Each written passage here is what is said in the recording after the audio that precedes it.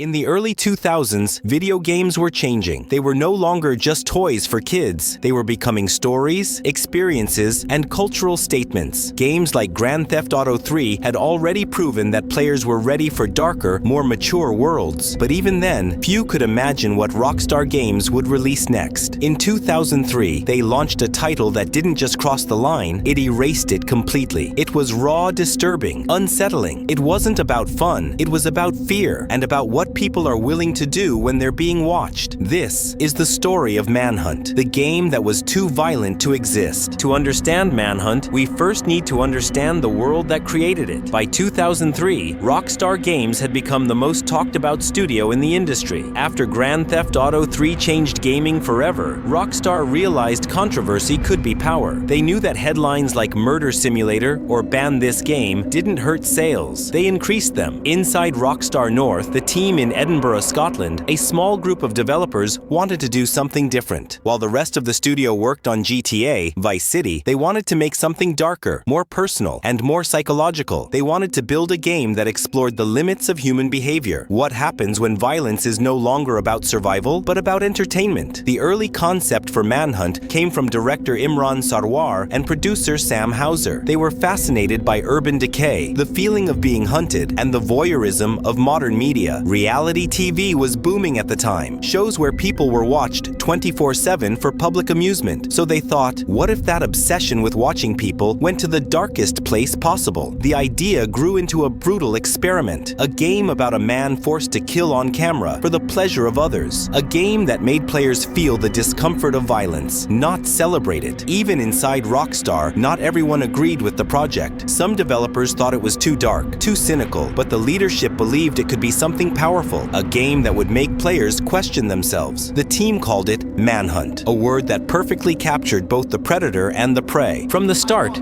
Manhunt was never meant to be fun in the traditional sense. It was designed to make you feel dirty, paranoid, and trapped. Every element, from the lighting to the sound design, was built to feed that feeling you play as James Earl Cash, a death row prisoner who wakes up to find his execution was faked. A mysterious voice, known only as the director, tells him that his freedom depends on surviving a twisted game of life and death. The catch: every kill is being filmed. Each level is called a scene, and each kill is an execution. The game's structure mirrors the format of a snuff film, something illegal, underground, and terrifyingly real. Players could sneak behind enemies and perform executions in 3 levels of brutality: quick, violent, gruesome. The longer you held the button, the worse it got. But what made Manhunt special wasn't just the gore. It was how it made you feel, the constant tension, the whispers from enemies searching for you, the director's voice mocking you. It all built a sense of dread, rarely seen in games. The audio design was crucial. Rockstar's sound team layered heavy breathing, distant screams, and distorted VHS static to simulate a feeling of being watched. If you played with headphones, it felt suffocating. The visuals were equally intentional. Manhunt used a gritty low-light filter that made it look like cheap security footage. Every scene felt like it was recorded on a hidden camera in a forgotten alley. This wasn't a cinematic blockbuster, it was a nightmare recorded on tape. Even the controls reinforced the fear. You were always vulnerable, limited ammo, few weapons, enemies everywhere. You had to rely on shadows and patience, not brute force. The game punished carelessness and rewarded slow, methodical cruelty. Rockstar called it a stealth horror experience, but it was more than that. It was a test of morality, a mirror held up to the player. When you executed an enemy, the game didn't cheer for you. It made you watch. It lingered, and it asked a quiet, uncomfortable question. Why are you doing this? Some players loved that feeling of tension. Others hated it, but everyone remembered it. Behind the scenes, Manhunt's development was chaotic. Rockstar North was already under massive pressure from the success of Grand Theft Auto. The media had their eyes on the company, and politicians were calling their games corrupting influences. Making something more violent in that climate seemed insane, but that was exactly what Rockstar did. Several developers later admitted that working on Manhunt was emotionally draining. Animators said they had to watch real footage of violence to understand movement and reactions, something that left them disturbed. Designers debated how far was too far. Should the game punish players for violence or reward them? Should it make the kills longer or shorter? later. Sam Houser, Rockstar's co-founder, believed the game was misunderstood art. To him, Manhunt wasn't about enjoying violence. It was about exposing it. It was social commentary, just wrapped in horror. But not everyone agreed. Some members of the team thought that no matter how deep the message was, most players would only see the blood. And when the marketing team began preparing the release, they worried about how the public would react. Rockstar's PR strategy was to say nothing. No interviews, no pre-release demos, no detailed previews. They wanted the game to speak for itself and for the controversy to build naturally. It was a gamble, and it worked better than anyone could have predicted. When Manhunt was first shown to press, journalists were stunned. Some described it as disturbing, others as groundbreaking. One reviewer wrote, "It's not a game you play for fun. It's a game you play to feel something." Internally, the Rockstar team split into two camps. One group was proud. They felt they had created something bold and meaningful. The other group just wanted it to be over. The constant exposure to violent imagery had taken its toll. There are stories of developers turning off their monitors during testing, unable to keep watching the executions play out. But despite the discomfort, the team pushed through. They believed that the message about voyeurism, desensitization, and control would be worth it. Manhunt was released on November 18, 2003, for the PlayStation 2. There wasn't a big marketing campaign, no flashy trailers, no celebrity endorsements. Rockstar knew what they had made wasn't meant for everyone. They called it an experiment in horror. When the game finally reached players, reactions were extreme. Some called it the most terrifying game ever made. Others said it went too far, that it crossed a moral line. Critics were divided. IGN gave it praise for atmosphere and originality, calling it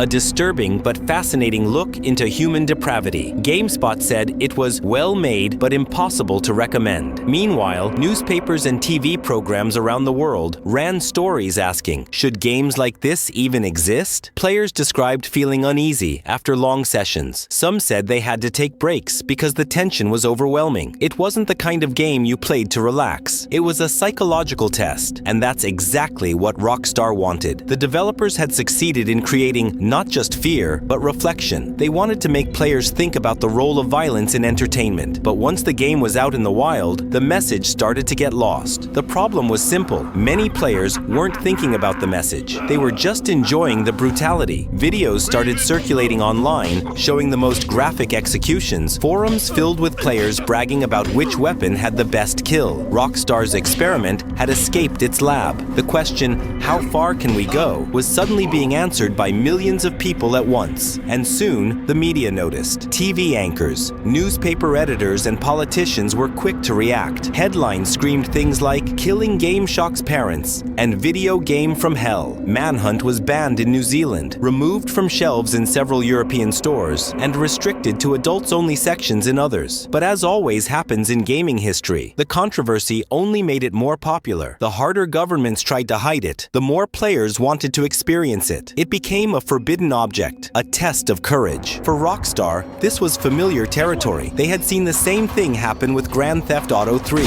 but this time, it felt different. This wasn't funny chaos or cartoonish violence. This was cold, grounded, and painfully realistic. Some critics even praised Manhunt as a rare example of a game exploring the dark side of media. It was, they said, a brutal mirror of society's obsession with violence. But then, everything changed. In July 2004, less than a year after Manhunt's release, a shocking story hit the headlines. A 17-year-old British boy named Warren LeBlanc had murdered his 14-year-old friend, Stefan Pakira, using a hammer and knife. The British press immediately blamed Manhunt. According to reports, police had found a copy of the game in the murderer's home. Newspapers called it the Manhunt murder. Politicians demanded the game be banned. Parents spoke out on TV, saying the game had inspired the killing. Within days, the game was pulled from major retailers in the UK. Rockstar and Take-Two Interactive faced intense public outrage. The company released a statement denying any connection between the murder and the game, calling it a tragedy being exploited for headlines. And then, the twist. A few weeks later, the police confirmed that the killer did not own a copy of Manhunt at all. The victim, Stefan, was the one who had the game. The connection had been made up by the media, but by then, it didn't matter. The damage was done. Every major news outlet had already cemented the idea that Manhunt had caused a real murder. It didn't matter that it it was false. It became part of public memory. This incident marked a turning point for how games were seen by society. It wasn't the first time a game had been blamed for violence, but it was one of the most dramatic examples.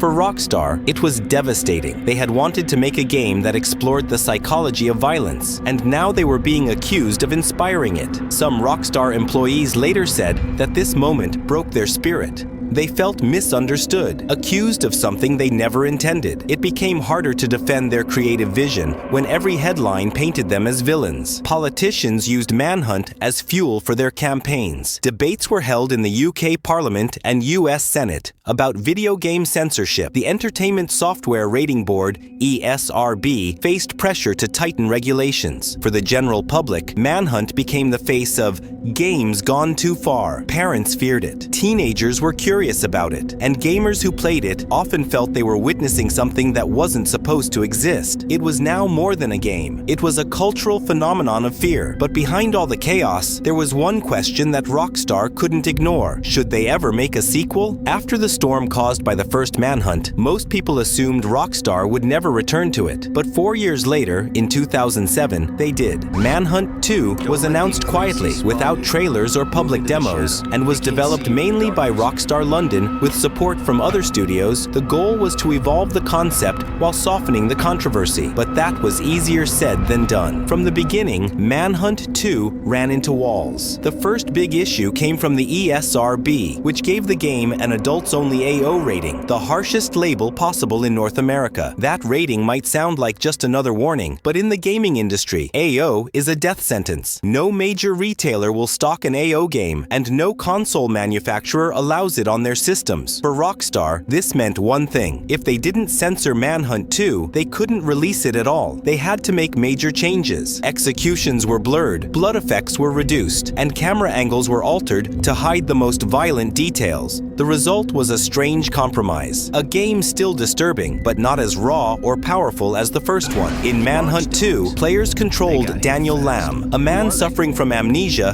who escapes from a mental institution. The story explored themes of identity, trauma, and insanity, a deeper narrative than the first game, but many fans felt something was missing. The fear, the realism, the tension, all felt muted. The censorship had stripped away the impact that made the first Manhunt so haunting. Critics were once again divided. Some said Manhunt 2 was an interesting psychological horror game. Others called it pointless and watered down. Rockstar's developers defended their vision, saying they wanted to create a story about madness, not just violence, but the public didn't seem to care anymore. By 2008, the Manhunt franchise was effectively dead. Sales were modest, the controversy had faded, and Rockstar had moved on to bigger projects. Grand Theft Auto 4, Red Dead Redemption, Bully Manhunt became a ghost, a relic of a time when games were still fighting to be taken seriously as art. Years later, players would look back and realize how bold it really was. It dared to ask questions that few games ever did. Why do we enjoy violence in entertainment? What does it say about us? And when do we stop being the observer and become the participant? Manhunt may have been banned, censored, and buried, but its legacy never truly died. After Manhunt 2, Rockstar never spoke about the franchise again. There were no plans for Manhunt 3, no interviews, no remasters. It was as if the company had buried the series for good. But even though Rockstar moved on, Manhunt's shadow never disappeared. For developers, it became a reference point, a case study in how far games could go and what the limits of creative freedom really were. In university game design classes, Manhunt is often discussed alongside GTA and Postal as examples of games that challenged moral boundaries. But unlike those other titles, Manhunt wasn't about fun or power. It was about discomfort. It was about forcing players to confront what violence feels like when stripped of heroism or justification. In that sense, it was revolutionary. Years later, horror developers would borrow Manhunt's atmosphere, the sound design, the camera tension, the idea of being hunted or trapped. Games like Outlast, Condemned, Criminal Origins, and The Evil Within all carried a bit of that DNA. Even The Last of Us Part 2, with its themes of revenge and brutality, echoes Manhunt's psychological approach. It's not about glorifying violence, but showing how it consumes and damages people. In interviews, some designers have quietly acknowledged Manhunt as an influence, not in gameplay mechanics, but in courage. The courage courage to make players uncomfortable, and that's a rare thing in modern gaming. Today, most big-budget games are carefully designed to appeal to everyone. They avoid controversy. They follow tested formulas. Manhunt was the complete opposite. A game that didn't want to please anyone. It wanted to challenge you. It wanted to disturb you. It wanted to make you ask, why am I still playing this? And that's why, 2 decades later, it's still remembered. When players revisit Manhunt today, the graphics may look dated, but the feeling remains. The fear, the guilt, the adrenaline, they're all still there. And maybe that's the real success of the game. Not the controversy, not the headlines, but the emotional scar it left behind. Few games dare to leave a scar. For Rockstar, Manhunt was more than just a risky experiment. It was a lesson, one that shaped the company's future. After the backlash, Rockstar started to change. Their next major projects, Grand Theft Auto 4 and Red Dead Redemption, were still violent, but they carried emotional weight, moral consequence, and social commentary. It's easy to see Manhunt as a mistake, but in many ways, it was a stepping stone. It taught Rockstar how to use violence as storytelling, not just as shock GTA 4's story of Niko Bellic. A man haunted by war and trauma wouldn't exist without the psychological roots planted by Manhunt. Red Dead Redemption's themes of guilt and redemption, they came from the same place. You can trace a direct line from Manhunt to the mature narrative depth that Rockstar is known for today. And yet, internally, Manhunt also left scars on its creators. Some developers said they felt exhausted by the constant tension of working on something so grim. Others worried that people misunderstood their intentions. It's easy to forget that behind all the controversy were real artists, writers, sound designers, animators who poured years of work into crafting that world. They didn't want to promote violence. They wanted to explore it. And that's the distinction that many critics failed to see. In interviews years later, former Rockstar North members described Manhunt as both their proudest and most painful project. It was proof that games could explore dark themes, but also proof of how harsh the world could be when you dared to try. The experience changed how Rockstar approached risk. When Grand Theft Auto V launched in 2013, it had violence, but it also had satire and distance. It was safer, more digestible. You could feel that Manhunt's ghost still haunted them. A reminder that some experiments cost more than they give back. And maybe that's the irony of it all. The most dangerous game Rockstar ever made didn't kill anyone's career, but it changed the company's soul forever. Manhunt wasn't just a game. It was a question about why we, as humans, are drawn to darkness, why we crave the thrill of fear, why we find beauty in horror and entertainment in pain. When we play games, we often want to be heroes. We want to save, to win, to conquer. But Manhunt asked, what if the only way to win is to become what you fear? It forced players to face something uncomfortable, not the monsters in the shadows, but themselves. That's why Manhunt still matters today, because even after all these years, few games have dared to be that honest. In a world where most games try to entertain us, Manhunt tried to confront us. It didn't care if we liked it. It only cared if we felt something real. And that's rare. When you strip away the controversy, the bans, the panic, what remains is a piece of digital art that said something powerful. We are fascinated by violence, but afraid to admit it. Some people will always see Manhunt as evil. Others will see it as misunderstood. But for those who played it with open eyes, it was a reflection of the world outside the screen cameras watching. Violence turned into entertainment. Pain turned into profit. It's not fiction, it's reality. And maybe that's what made it too dangerous to exist. As the credits rolled on that final mission and the screen faded to black, there was no victory, no glory, just silence. Manhunt doesn't end with celebration. It ends with emptiness. And that emptiness says more than any line of dialogue ever could, because in the end, the most disturbing thing about Manhunt wasn't the violence on screen. It was how familiar it felt. The game that shouldn't have existed, but had to 2 decades later, Manhunt lives on, not as a franchise, but as a warning about how easily we confuse art with danger, and danger with excitement. And maybe that's the ultimate truth about it. The world wasn't ready for Manhunt. Maybe it never will be.